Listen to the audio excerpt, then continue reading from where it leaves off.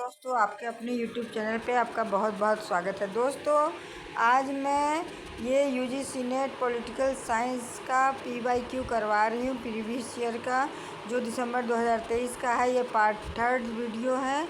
इससे पहले मैं पार्ट 1 और पार्ट 2 वीडियो बना चुकी हूँ, जिसमें 5-5 क्वेश्चन मैं डिटेलिंग के साथ करवाती हूँ। वो दोनों वीडियो आप लोग देख लीजिएगा। आज मैं पार्ट 3 वीडियो बना रही हूँ। इसमें भी मैं 5 क्वेश्चन जो बिल्कुल डिटेलिंग के साथ एक्सप्लेन किया गया है, उसको मैं आप लोगों को करवा रही हूँ। और क्योंकि एग्ज़ाम बिल्कुल पास आ रहा है, तो PYQ करना बहुत ही ज़रूरी है प्रैक्टिस के लिए। तो ये ज़रूरी है, इसलिए आप लोग देखिए, मैं करवा रही हूँ, स्टार्ट कर रही हूँ। ओके, तो क्वेश्चन नंबर 11 से ये स्टार्ट कर रही हूँ। क्वेश्चन नंबर 11 में क्या है? क्वेश्चन नंबर 11 में देखिए, नीचे दिए गए लोकतांत्रिक संक्रमण की विभिन्न लहरें को आरोही क्रम में ज्ञात कीजिए। ठीक है, विभिन्न लहरें जो हैं आरोही क्रम में, इसको हमको लगाना है। ठीक है, तो इसमें पहला लहर है। मैं जो ये क्वेश्चन जो है ना, उसका मैं लॉन्ग आंसर वीडियो डाल चुकी हूँ, उसको भी आप लोग देख लीजिएगा। इसमें क्या है? प्रथम है प्रतिवर्ती लहर। ठीक है, प्रथम क्या है? प्रतिवर्ती लहर। दूसरा है, बी में है लोकतांत्रिकरण की प्रथम लहर, सी में है लोकतंत्रीकरण की द्वितीय लहर, और डी में है द्वितीय प्रतिवर्ती लहर, और ई में है लोकतंत्रीकरण की तृतीय लहर। ठीक है, तो इसका आंसर क्या होगा? इसका आंसर है, क्रम में है, तो इसका आंसर पहला होगा बी, लोकतंत्रीकरण की प्रथम लहर, ए प्रथम प्रतिवर्ती लहर, सी लोकतंत्रीकरण की द्वितीय लहर, डी द्वितीय प्रतिवर्ती लहर, और सी है लोकतंत्रीकरण का तृतीय लहर। तो इसका क्या होगा? ऑप्शन बी होगा, आंसर सही होगा बी। इसका डिटेलिंग देखिए। लोकतंत्रीकरण वह प्रक्रिया है जिसके माध्यम से एक राजनीतिक शासन लोकतांत्रिक बनता है। लोकतंत्र में परिवर्तन विश्व स्तर पर और तरंगों में होता है, जिसका अर्थ है कि उन्हें यादृच्छिक रूप में वितरित करने के बजाय स्थान और समय दोनों में विभाजित किया गया है। अमेरिकी वैज्ञानिक सैमुअल हंटिंगटन ने लोकतंत्रीकरण की 3 मुख्य लहरों की पहचान की है। पहला है 1826 से 1926। ठीक है, मुख्यतः पश्चिमी यूरोप और संयुक्त राज्य अमेरिका में प्रथम प्रतिवर्ती लहर। प्रथम विश्व युद्ध के बाद कई यूरोपीय लोकतंत्रों का पतन हुआ। यह 1922 से 1942 तक चली। द्वितीय लहर में है 1943 से 1962। द्वितीय विश्व युद्ध की समाप्ति के बाद नव स्वतंत्र पूर्व ब्रिटिश उपनिवेशों में लोकतंत्रीकरण के प्रयास। द्वितीय प्रतिवर्ती लहर में है, जो 1958 से 1975 में हुआ था। लैटिन अमेरिका के अधिकांश हिस्सों में सैन्य शासन की वापसी, और एशिया और अफ्रीका में युवा लोकतंत्रों के पतन के साथ आई तीसरी लहर है, जो 1974 में पुर्तगाल में सैन्य शासन को उखाड़ फेंकने के साथ शुरू हुआ था। ठीक है, तो ये क्वेश्चन नंबर 11 हो गया। अब क्वेश्चन नंबर 12 देखिए। क्वेश्चन नंबर 12 में क्या है? क्वेश्चन नंबर 12 में है, रिक्स ने क्या की? अपनी पुस्तक है administration in developing countries the theory of prismatic society में निम्नलिखित बिंदुओं का उल्लेख कीजिए। फिर से देखिए, रिक्स की जो पुस्तक है, रिक्स ने अपनी पुस्तक जो है administrating in developing countries the theory of prismatic society.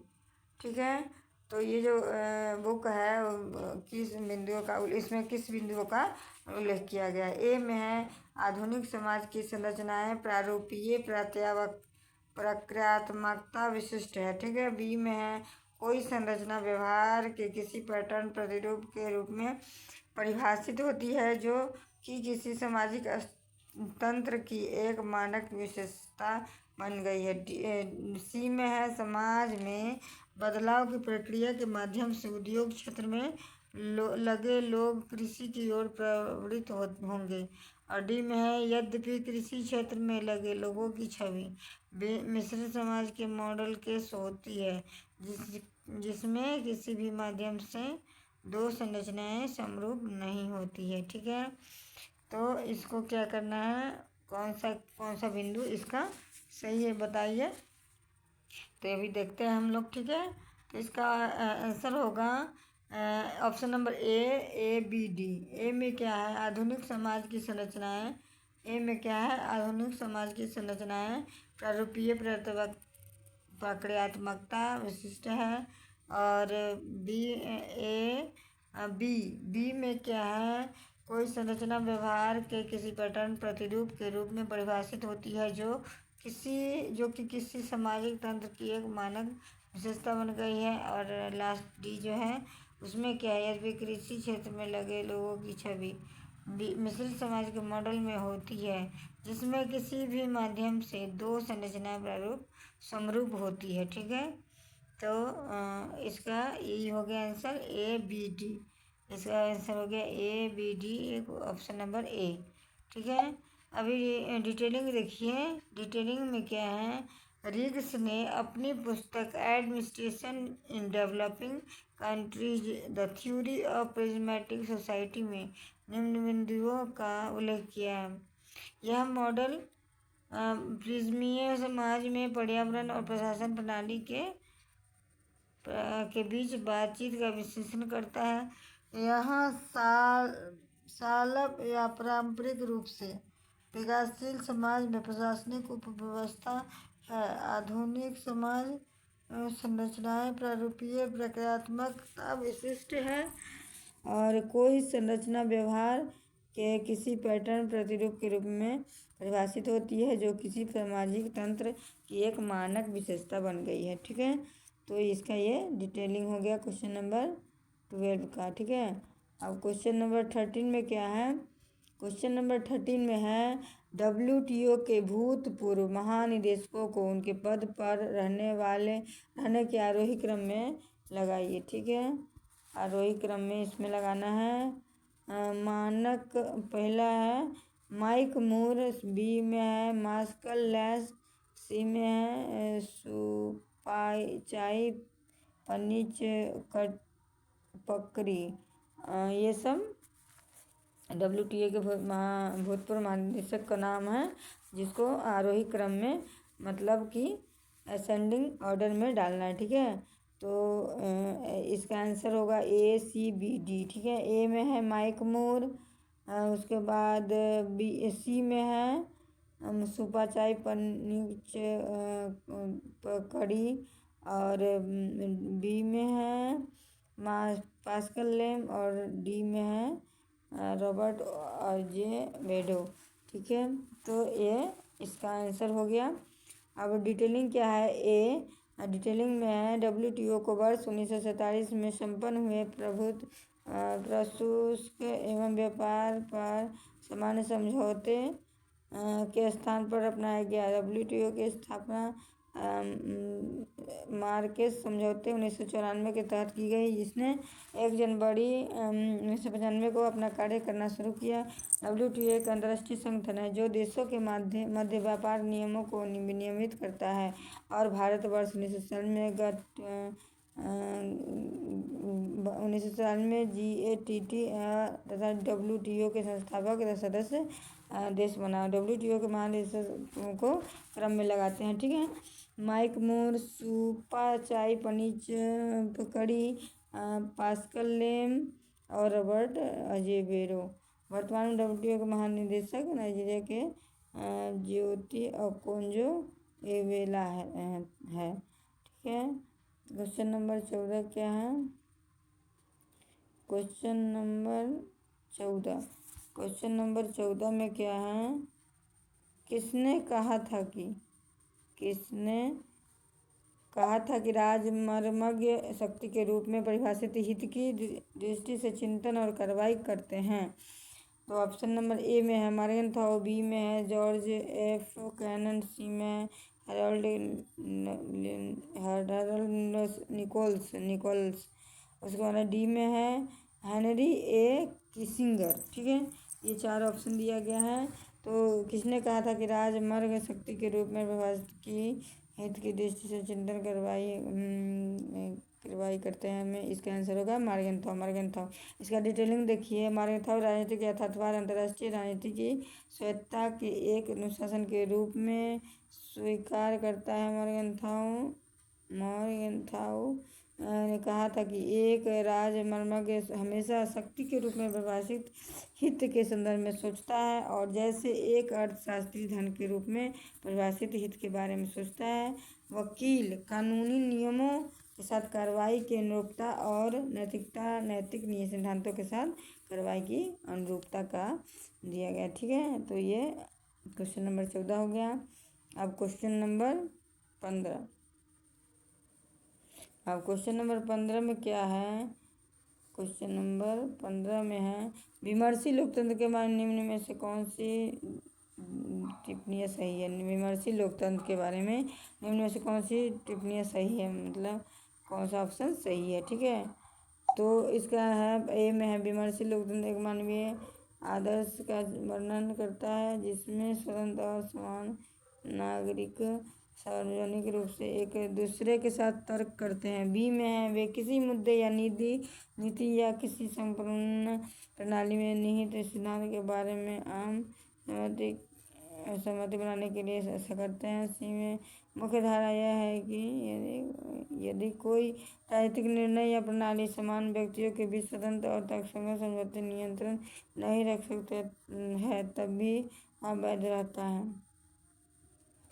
उसके बाद डी में है, स्पष्टतः यह एक व्यवहारिक अवधारणा है जिसका दलगत प्रतिद्वंद्विताओं और गड़बड़ समझौते के साथ समसामयिक राजनीतिक व्यक्ति का पालन करते हैं।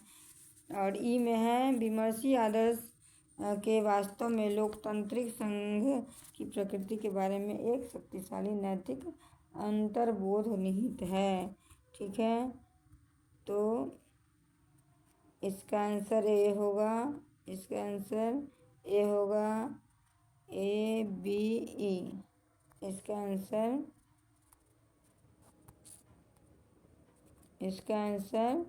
ए होगा, ए। इसका आंसर क्या होगा? ए होगा। ठीक है, ए बी ई। ए है, विमर्शी लोकतंत्र एक मानवीय आदर्श का वर्णन करता है जिसमें स्वतंत्र और समान नागरिक सार्वजनिक रूप से एक दूसरे के साथ तर्क करते हैं। ठीक है, और बी में क्या है, वे किसी मुद्दे या नीति या किसी संपूर्ण प्रणाली में निहित सिद्धांतों के बारे में आम सहमति बनाने के लिए ऐसा करते हैं। ठीक है, अब सी में है, मुख्य दावा यह है कि यदि कोई राजनीतिक निर्णय या प्रणाली समान व्यक्तियों के बीच स्वतंत्र और तर्कसंगत समझौते नियंत्रण नहीं रख सकता है तभी यह वैध होता है। और ऑप्शन नंबर डी में है, स्पष्टतः यह एक व्यवहारिक अवधारणा है जिसका दलगत प्रतिद्वंद्विताओं और गड़बड़ समझौतों के साथ समसामयिक राजनीतिक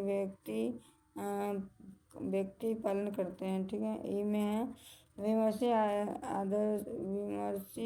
आदर्श में वास्तव में लोकतांत्रिक संघ की प्रकृति के बारे में एक शक्तिशाली नैतिक अंतर्बोध निहित है। तो इसका भी क्रम में लगाना है। ठीक है, विमर्शी लोकतंत्र के बारे में निम्नलिखित में से कौन सी टिप्पणियाँ सही हैं? तो इसमें से ए सही है। ए है, ए बी ई सही है। ए में क्या है? ए में है, मुख्य दावा यह है कि यदि कोई राजनीतिक निर्णय या प्रणाली समान व्यक्तियों के बीच स्वतंत्र और तर्कसंगत समझौते नियंत्रण नहीं रख सकती तब भी यह वैध होती है। उसके बाद है ई ऑप्शन में क्या है, विमर्शी आदर्श के वास्तव में लोकतांत्रिक संघ की प्रकृति के बारे में एक शक्तिशाली नैतिक अंतर्बोध निहित है। ठीक है, तो ये ऑप्शन नंबर ए था इसका आंसर। अभी डिटेलिंग देख लीजिए। ऑप्शन नंबर ए इसका, हाँ, ऑप्शन नंबर ए इसका आंसर था। अभी ए डिटेलिंग डिटेलिंग देखिए। विमर्शी लोकतंत्र का तर्क है कि राजनीतिक निर्णय नागरिकों के बीच न्यायपूर्ण और तर्कसंगत विमर्श के माध्यम से होना चाहिए। सर्वहित की प्राप्ति के लिए स्वतंत्र की प्राप्ति हो सके। वे विमर्श किसी मुद्दे या नीति या किसी संपूर्ण प्रणाली में निहित सिद्धांतों के बारे में आम सहमति बनाने के लिए करते हैं। जॉन रॉल्स और जे हैबरमास ने विमर्शी लोकतंत्र के पक्ष में तर्क दिया है। विमर्शी आदर्श में वास्तव में लोकतांत्रिक संघ की प्रकृति के बारे में एक शक्तिशाली अंतर्बोध होता है। ठीक है, तो मैं ये आज 15 क्वेश्चन ये भी वीडियो बनाई हूँ इस पर। तो आप लोग धीरे धीरे इसको रिवाइज कीजिए और लाइक सब्सक्राइब कीजिए और पार्ट 1 और पार्ट 2 वीडियो ज़रूर देख लीजिएगा। जो आप लोग को एक भी क्वेश्चन छूटे नहीं, आप लोग ध्यान से पढ़िए और बार बार रिवाइज कीजिए। इसलिए इसके साथ मैं ये वीडियो क्लोज कर रही हूँ। धन्यवाद।